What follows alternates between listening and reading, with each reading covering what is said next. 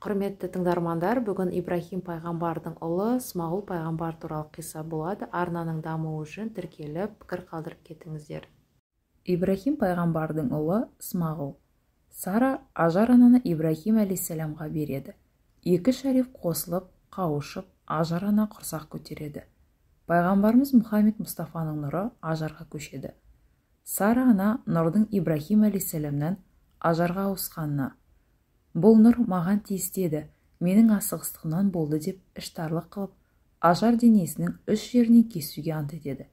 Сөйтіп, Ажардың екі құлағын, мұрнын кесуге қастық қылады. Мұны сезген Ажар Алла тағалаға зар қылады. Сол сәт Жебрейіл алейхиссалам келіп, Ибрахим пайғамбарға айтады: «Сара Ажарға залымдық қылмасын, Құдайдың әмірі сол, залымдарға Алла тағала разы болмас». Бұл сөзді Ибрахим пайғамбар Сара анаға естіртеді. Сонда Сара: «Мен денесінің үш жерінен кесемін деп ант етіп едім, енді не істеймін?» дейді. Жебрейіл алейхиссалам: «Екі құлағын тес, денесінің бір жат жерінен ет кесіп ал» дейді. Сара Ажардың екі құлағын тесіп, жат жерінен ет кесіп алады. Көңілінде Сараның сұлулығына нұқсан келтірдім, енді еш ер адам қарамас деп ойлайды. Жебрейіл алейхиссалам Хақ тағаладан әмірі болып, жұмақтан Ажарға екі алқа келтіріп құлағына кигізеді. Мұнан соң Ажар ананың көркемдігі мүлде арта түседі. Осылайша әйелдің құлағын тесу сүннет әдеті болып қалған. Арапта әйелдерді осылай сүннеттеу ежелден бар дәстүр. Ажардан басқа нар сияқты мұсылман үмбетін әкелуге мерзімі жақындайды. Сара ана бұған сабырлық етпей: «Ажарды көз алдында ұстамаңдар, жыраққа апарып тастаңдар» деп Ибрахим пайғамбарға айтады. Ибрахим пайғамбар Сараның сөзін естіп, не істерін білмей тұрғанда, Хақ тағала әмірімен Жебрейіл алейхиссалам келіп, Сараның айтқанын істе дейді. Ибрахим пайғамбар Сарадан: «Ажардың қайда кетуін тілейсің?» дегенде, Сара анамыз: «Ажарды сусыз, елсіз жерге апар. Екінші, өзің түйеден түспе. Үшінші, Ажар жанына кешке қонба» дейді. Ибрахим пайғамбар Сара сөзін қабыл етеді. Жебрейіл алейхиссалам түйе келтіріп, Ибрахим пайғамбар түйеге мініп, артына Ажарды мінгестіреді. Сөйтіп, Шам жеріне жолға шығады. Олармен бірге Жебрейіл алейхиссалам да ереді. Хақ тағала әмірімен жер тамыры тартылып, жол қысқарады. Түс ауғанда Меккеге жетеді. Шам екеуінің арасы 1 айлық жол еді. Ибрахим пайғамбар Ажарды сонда түсіріп, жанына салқын су, жүзім қойып қайтып кетеді. Кетерінде еш тіл қатпайды. Ажар соңынан жүгіріп ілесіп көреді. Ибрахим алейхиссалам тоқтамайды. Сонда Ажар: «Алла тағала атымен ант етіп сұраймын, осы жерге сен мені Алланың әмірімен қалдырып барамысың?» дейді. Ибрахим алейхиссалам әрине деп жауап қатады. Ажар тоқтамға келіп, онда Алла бізді мұқтаж етпес дейді. Сахарада жалғыз қалған Ажар ашығып, жылап, Аллаға зар қылды. Ажар сол замат толғатып, дүниеге Смағұл есімді бала келеді. Жалғыздықтан халі мүшкіл болып, баласын сол жерге тастап, Құдайдан жәрдем күтіп су іздеді. Содан Сафа, Маруа тауларының биік жерлеріне барып, маңайынан су іздейді. Сафа тауынан төмен түсіп, Маруа тауына қайта шығады. Соңында баласының тірілігінен үміт үзіп, Маруа тауына қайта барғанда бір дауыс естіледі. Бірақ ешкімді көрмейді. Бұл дауыс иесі Жебрейіл алейхиссалам еді. «Әй Ажар, өз орныңнан су ізде, Хақ тағала сенің ұлыңды зарықтырмас, сол орнынан атасымен бірге Қағбаны салса керек» дейді. Ажар бұл сөзді естіп, баласының жанына келеді. Баласының жанында Жебрейіл алейхиссалам отыр екен. Бірақ Ажар Жебрейіл алейхиссаламды танымайды. Жебрейіл алейхиссалам Ажарға: «Әй бишара, сіз кім боласыз?» дейді. Сонда Ажар: «Ибрахим пайғамбардың жамағатымыз» дейді. «Бұл сахарада сіздерді кімге тапсырды?» дегенде, Ажар анамыз: «Алла тағалаға тапсырды» дейді. Жебрейіл алейхиссалам: «Сізді бір патшаға тапсырған екен, барша керек нәрселеріңіз жеткізілер» дейді. Ажар баласына қараған кезде баласының өкше тұсынан су шығып аға бастайды. Мұны көрген ажар шат-шадыман болады. Мұнан соң су ішіп аштықтан құтылады. Бұл су қасиетті зәмзәм су еді. Егер ниетіңмен ішсең, мақсатың орындалар болатын. Онан соң ажар бұл сумен су сауытын толтырмақ болады. Сол кезде Жебрейіл алейхиссалам, қажеті жоқ, бұл су таусылмайды дейді. Бірақ ажар су маңайын таспен қоршайды. Ажар құлағына тағы бір дауыс шалынып, қорықпа, Хақ Тағала бұл суды арттырар, һәм бұл орында ғибадатхана қылар, һәм ұлың пайғамбар болар дейді. Ажар сүйсініп көңіліне қош тұтты. Егер ажар ол суды қоршамағанда, ол қияметке дейін бұлақ болып аға берер еді. Ажар мен Смағұл пайғамбар сол су жанында өмір сүреді. Ибрахим пайғамбардың аталас туған бауырлары Жархам руы әр жылы Шам тарапынан саудамен жол жүретін. Олар сусап қатты шаршаған еді. Олар қай жерде суға кезігер екенбіз деп келе жатқанда бір топ құсты көреді. Іштеріндегі қарттардың бірі, су болмаған жерде құс болмаушы еді, тегі бұл жерде су болар деп екі кісіні жұмсайды. Олар суды көріп, су жанында отырған әйел мен балаға келіп, сіздер адам ба әлде жын нәсілінен бе деп сұрайды. Ажар әңгімесін айтып, Хақ Тағала бұл суды балама һәм маған берді дейді. Олар, бұл суды сіздерден басқа адамның ішуіне хақысы бар ма деп сұрайды. Ажар, хақысы жоқ дейді. Сонда емен кісілер ажар жанына келіп, өздері һәм түйелері су ішу үшін рұқсат сұрайды.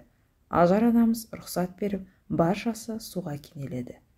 Олар ажардың кім екенін сұрап, ажар өзінің кім екенін айтады. Олар, Ибрахим деген кім дейді. Ажар анамыз, Ибрахим Намрудты әлекке түсіруші дейді. Олар баланың есімін сұрайды. Ажар анамыз Смағұл деп жауап береді.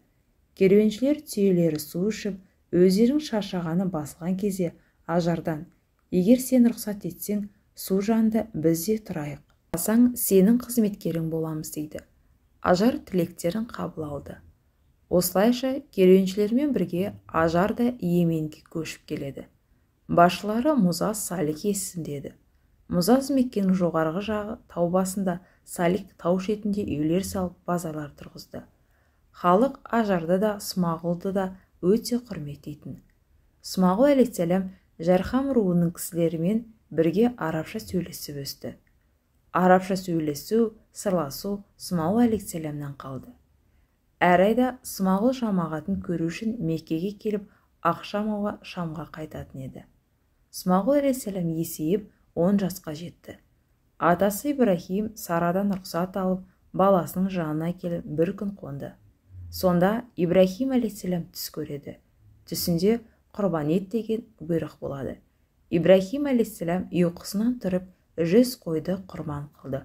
От шығып, баршасын өртейді. Және екінші күнгі түсінде карабел құрбан бұйырылды. Ибрахим алейхиссалам 100 өгіз құрбан шалды. Үшінші кеште және карабел құрбан бұйырылды. Сонда Ибрахим пайғамбар, «Я Раббым, не нәрсе құрбанды қылайын?» деп сұрайды. Алла Тағала, ең сүйікті ұлың Смағұлды дейді. Ертеңде Ибрахим пайғамбар ажарға, «Бір ғазиз досым Смағұлды көруді тілейді. Смағұлдың шашын тарап, көзін сүрмелеп сүрт, хош иіспен иістендіріп, жақсы киімдерін кигіз. Досым алып барамын» дейді. Ажар Ибрахим алейхиссаламның айтқанын орындайды. Смағұл алейхиссалам киініп болған кезде Ибрахим пайғамбар, «Пышақпен жіп ал» дейді. Смағұл алейхиссалам, «Әй ата, досыма қонаққа барам дейсің, жіппен пышақтың керегіне» деп сұрайды. Ибрахим пайғамбар, «Қайтарда қой бауыздап аламыз» дейді. Осылайша атасы мен ұлы жолға шығып, Ибрахим пайғамбар алдында, Смағұл алейхиссалам соңында келе жатты. Ата мен бала ажар көзінен таса болғанда, Ібліс те сабыр қылмады. Ол Смағұл көзіне бір қария болып көрініп, «Сені атаң қайда алып барады?» дейді. Смағұл алейхиссалам, «Атам мені досына алып барады» дейді. Сонда Ібліс, «Атаң сені құрбан етуге алып барады» дейді. Смағұл алейхиссалам, «Қайса да өз ұлын құрбан етіп еді» дейді. Ібліс сонда, «Атаңа Алла Тағала бұйырды» дейді. Смағұл алейхиссалам, Алла ризашылығы үшін менің жаным садаға деп іблістің шайтан екенін біліп қуалайды. Смағұл алейхиссаламнан үмітсіз болған ібліс енді қатындарды азғыру жеңіл болар деп Ажар анамыздың жанына келеді. Ибрахим пайғамбардың Смағұлды қайда кеткенін білемісің деп сұрайды. Ажар досына алып кетті деп жауап береді. Ібліс сонда оны құрбан қылуға кетті дейді. Ажар ана, қайсы ата-ананың ұлын құрбан еткеннің қылмысы бар, олай болмас, ата балаға шапағатшы дейді. Ібліс қоймастан Алланың ризашылығы үшін құрбан етпекші дейді. Сонда Ажар анамыз, әй ақымақ, Алла ризашылығы үшін болса 1000 ұлды да берер едім дейді. Мұнан соң Ібліс малғын тағы үмітсіз қалды. Бәсер тауына жеткенде Ибрахим алейхиссалам мен Смағұл дем алуға жайғасады. Ибрахим пайғамбар ұлының жүзіне қарап жылай бастайды. Смағұл алейхиссалам, әй ата, неге жыладың дейді. Ибрахим пайғамбар, ұлым, ақиқатын айтсам, түсімде сені бауызда деп бұйрық алдым. Сен ақылыңмен ойлап көр, не айтасың дейді. Сонда Смағұл алейхиссалам, ата, сабыр қылып бұйырылған ісіңді жаса. Мен иншалла Алла үкіміне разымын, бірақ бұл сырды неге үйде айтпадың деп сұрайды. Анамен қоштасып кетпес пе едің дейді. Ибрахим алейхиссалам қайғырып қатты жылайды. Мұны көрген Смағұл, ата, тұр, тез бол, Алла әмірін кешіктіріп күнәһар болмайық, рұқсат етсең бірнеше өсиетім бар дейді. Әуелі аяғымды һәм қолымды байла, жан ашуынан тебініп қаным шашырамасын. Екіншіден, бауыздағанда жүзіме қарама, аталық шапағатың тебірентпесін. Үшінші, көйлегімді анама алып бар, мені еске алып жүрсін. Және өзің мені дұғадан қалдырма. Төртінші, анама айтыңыз, Алла әміріне жыламасын дейді. Ибрахим бұл сөзді естіп отырып, көзі одан сайын жасқа толады. Я Раббым, менің зарлығыма һәм қайғыма мархабат қыл. Егер менің күнәм себепті маған рахым қылмасаң, мынау күнәсіз балаға рахым ет дейді. Смағұл алейхиссалам, ата, мына сөздеріңмен бұйрықты кешіктірме, Алла азабына душар болмайық дейді. Атасы көкке қараса, көк ашылған екен. Сонда, сен көремісің, көк періштелердің арасына да қайғы түсті. Не хикмет, я Раббым, сенің ризашылығың үшін бір пайғамбарды бауыздамақ болғанда, тауларың тітіреп, зілзала болды дейді. Смағұл да бұл хәлді көріп, ата, бұйырылған ісіңді қыл, қол аяғымды байла дейді. Ибрахим алейхиссалам Смағұлдың қолын байлап, пышақпен тамағын тартты. Хақ тағала Жебрейіл алейхиссаламға әмір қылды. Тез жет, Смағұлдың тамағын кестірме дейді. Жебрейіл алейхиссалам тез жетіп, пышақ пен тамақтың арасына қанатын қойып арыша түсті. Смағұл алейхиссалам, ата, шапағатын күшейіп пышақты тарта алмадың, жүзіме қарама, хақ тағаланың қызметіне кемшілік қылмай қатты тарт дейді. Ибрахим алейхиссалам бар қуатымен тартып еді, тағы да бауыздай алмай қалды. Смағұл алейхиссалам, ата, пышақтың ұшын тамырға қойып бас дейді. Ибрахим алейхиссалам пышақты тамырға қойып, басып қалғанда пышақ екіге бүктеледі деп бауыздалмайды. Ибрахим алейхиссалам ашуланып, пышақтың бар күшімен тасқа ұрды. Сол сәтте тас жарылып екіге бөлінді. Сонда пышақ тілге келіп, әй Ибрахим, маған неге ашуланасың? Сені Намрұд отқа салғанда, сені от неге жандырмады дейді. Ибрахим алейхиссалам, Алла тағаланың құдіретімен дейді. Пышақ сол кезде, Алла тағала отқа бір мәрте жандырма дегенде от жандырмады. Ал маған Алла тағала 70 мәрте бұйрық етті дейді. Бұл сөзге Ибрахим пайғамбар таңырқап тұрғанда хабар келеді. Әй Ибрахим, сен түсіңді шындыққа жүктедің, менің рұқсатымды һәм шапағатымды көр, тауға қара дейді. Сол кезде Ибрахим пайғамбар тау басына бір қошқар келгенін көріп шат-шадман болады. Жебрейіл алейхиссалам Аллаху әкбар дейді. Ибрахим алейхиссалам ля иляха иллаллаху Аллаху әкбар дейді. Ибрахим пайғамбар қашқан қойды қуып, Смағұл да қуысып, екеулеп қойды құрбан етті. Ибрахим пайғамбар Смағұлға, сенің байланған аяқ қолыңды кім шешті деп сұрайды. Сонда Смағұл алейхиссалам, Алла тағала менің жанымды құрбандықтан босатып, тауға қой жібертіпті. Сондықтан ол аяғым шешілді дейді. Қошқарды ұстауда Ибрахим, Смағұл, Жебрей алейхиссаламның тәкбірі Хақ тағалаға қош келіп, қажы ғаламатына бару, ораза ұстау, 5 уақыт намаз Мұхаммед пайғамбар үмбетіне парыз болды. Мұнан соң құрбандыққа бауыздап, әуелі жүрегін пісіріп, ата мен бала құрбанды жейді. Онан соң Алла тағалаға жалбарынды. Смағұл алейхиссалам қайтып оралғанда, өздерін есік түбінде күтіп отырған анасы Ажарға көзі түсті.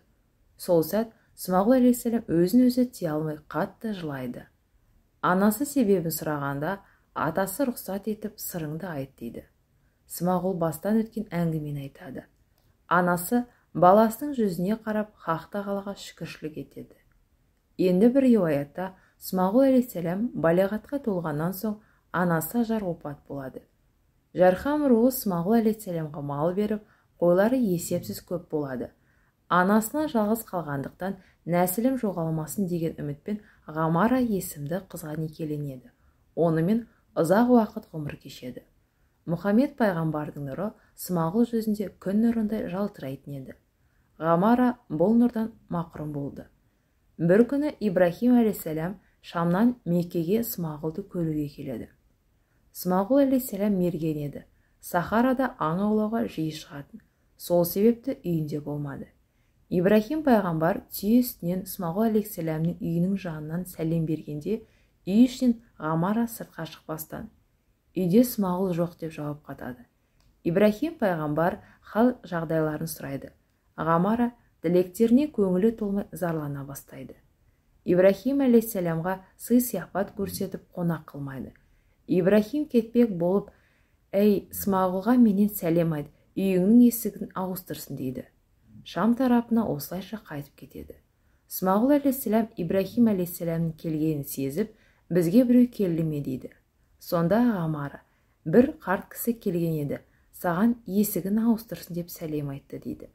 Ибрахим алейхиссалам сөзін естіп, Смағұл алейхиссалам жарына, ол қарт менің әкем, сен ол кісіге құрмет көрсетпегенсің, есік деп сен айтқан, мен сені талақ қылдым деп әйелін талақ етеді.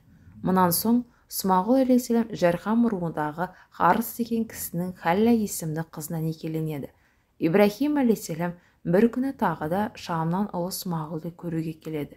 Ибрахим алейхиссалам үй жанынан тұрып сәлем береді. Сол кезде Халля қарсы шығып сәлем алады. Ибрахим пайғамбар Смағұлдың қайда екендігін сұрайды. Жары оның аң аулайтын әдеті бар еді, аңға кетті дейді. Ибрахим алейхиссалам халдарыңыз жақсы ма, қалай тұрасыздар деп сұрайды.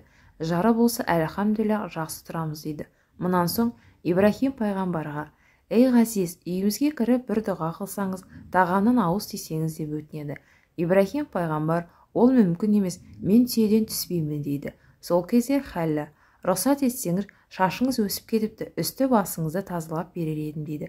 Ибрахим алейхиссалам сол тасқа бір аяғын қойып, үзеңгідегі қалпы басын жоғызып сүртіндірді. Мұнан соң Халля табаққа салып тамақ һәм қымыран әкелді. Ибрахим алейхиссалам қымыраннан дәм татты. Халляның қызметіне Ибрахим алейхиссалам разы болып, ерің келсе айт, үйіңнің есігін жақсы сақтасын дейді. Смағұл алейхиссалам аңынан келіп, атасының иісін сезіп, біреу келмеді ме деп сұрайды. Халля айтады, бір қарт келді. Мұндай көрікті адам көргенім жоқ. Жүзінде пайғамбардың нұры бар. Мына бір таста аяғының ізі қалды деп тастағы ізді көрсетті де, саған есікті жақсы сақтасын деп сәлем айтты дейді. Осы кезде Смағұл алейхиссалам жылайды. Ол қарт менің атам деп тасты көзіне жүзіне сүртті. Сонда Халля Смағұлдан, есікті жақсы сақтасын дегені не дейді. Смағұл алейхиссалам, көңіліңе бұл сөзді қош тұт, Мұхаммед пайғамбардың нұры саған қонар, атама құрмет көрсетіпсің деп Халляны құрмет етті. Халля құрсақ көтеріп Хайдар деген ұл тапты.